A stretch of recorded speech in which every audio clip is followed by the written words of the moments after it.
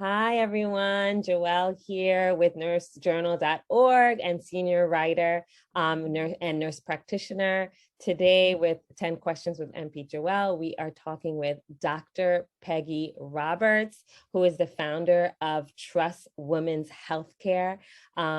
This 10 questions with Joelle is for Black History Month. So welcome, Dr. Peggy Roberts. Thank you so much for doing this with us today. Thank you for having me. No problem. Just a few questions. Just tell us a little bit about your background in nursing and what you're doing today. Okay, thank you. So I am a ICU nurse, labor and delivery nurse by trade. I have, throughout the years, we're talking about over 10 years, I decided to pursue my nurse practitioner in women's health a few years ago. And I opened up Trust Women's Healthcare last year to address the racial and health disparities. I am the only provider there. And it's been rewarding and fulfilling and coming full circle with the experience and expertise that I've had well over a decade in nursing. What or who inspired you to open up your own practice? Good question. So I think women in general, I'm so passionate about women's health. And I kept hearing about how women were having such a bad experience going to a provider, just preventative health maintenance, not anything complex. So I would say that women, especially Black women, were my, my inspiration. I wanted to create an environment where their symptoms weren't ignored or dismissed, or where they had a positive experience and a provider not only that looked like them, but have endured certain kind of the same symptoms and concerns that they have just as a woman. And I just wanted to create a positive environment. What obstacles did you face when starting your own business? And what did you learn from them? Obstacles I faced was in graduate school, they don't teach you about the business aspect of medicine. And although we enter healthcare to help patients, there's a huge business component to it. So that was one of the challenges that I had, was in terms of learning the business side of medicine. And, some of the unforeseen circumstances dealing with the insurance companies and the different payers. That is challenging within itself. Healthcare has changed over the last few decades, and, really learning as we're going and taking notes, and also relying on colleagues that have been instrumental in helping me throughout this journey. Fantastic. So according to the most recent Census Bureau data available, Black people comprise approximately 14.2% of the US population, but Black businesses comprise only 2.2% of the nation's 5.7 million employer businesses. What does it mean to you to be a Black business owner? And how can we change this statistic? I know that's a loaded question. No, one of the things that kind of is an obstacle, especially for Black business owners, is capital. Mm-hmm. Capital is, you need money in order to open up a business, and it comes with business loans.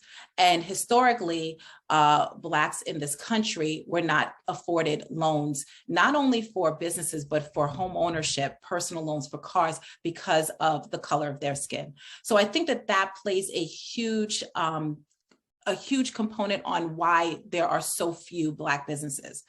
I know Goldman Sachs has have this initiative in terms of funding Black women businesses. So it is an honor for me to really be among the minority of Black women owners. It definitely is a huge feat. There are a lot of naysayers, but I think that this is inspiring to women who look like me, to young girls who look like me, to know that this is possible. I think that also reaching out to your elected officials, networking with the different financial companies, the banks, we're in a season where it is Black women are being lifted up. And I think that we need to take advantage of that at this moment. Great. So obviously it's Black History Month, so happy Black History Month. Yes, same to you. What does Black History Month mean to you? And being a nurse practitioner, now a doctor, what does that mean to you? I try to celebrate Black history throughout the year. I know we have the every month day of February to highlight, but I try to represent our culture, I am of Caribbean descent. I'm a first-generation American. My parents migrated here from Haiti. So I feel the responsibility in order to display a positive outlook on us as people, as women, as Caribbean descent. So Black History Month means a lot because it highlights our culture in a month, and where people can become more aware of us. I try to, unfortunately, growing up, I didn't know much about Black history because of going to predominantly white institutions. But I made it a point to educate myself as an adult in terms of our culture. So being a Black woman, owning a practice and owning a business and being highlighted Black History Month means a lot to me. Yeah. Why do you feel it's important to have representation in nursing? Because I believe that we should have representatives of the people that we serve and the patients we serve. There are people who are at a disadvantage. You can't make policies and procedures if you have not endured or you are not familiar with the culture. You're not familiar with a specific race. There is evidence-based medicine, but I'll give you an example. When it comes to mental health, there are certain cultural aspects that other, non-Black people will not know. So I think that it is important for us to represent nursing because we are serving a greater good. And it's important for patients to see us in these leadership positions, in these entrepreneurial endeavors, so that they feel comfortable in terms of reshifting their mentality, reshifting the way that they perceive healthcare and healthcare professionals in general. So I think it is very important for us to have a seat at the table in order to make an impact of the future of healthcare. I totally agree. Last question. What advice would you give Black nurses who are looking to start their own, Black nurses and Black nurse practitioners? What advice would you give them looking to start their own practice? I definitely believe that you should research your practice authority in your state, speak to an attorney, and then lean on some of your healthcare colleagues, your other nurse practitioners, nurses. This is a season of nurses, especially Black nurses. We are entrepreneurs. We are changing the game, sort of say, in healthcare.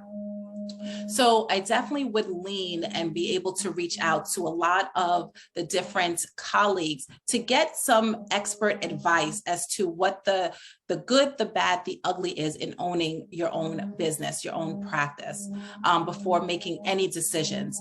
This is not a race, it's a marathon, and information is power. So that would be the things that I would suggest.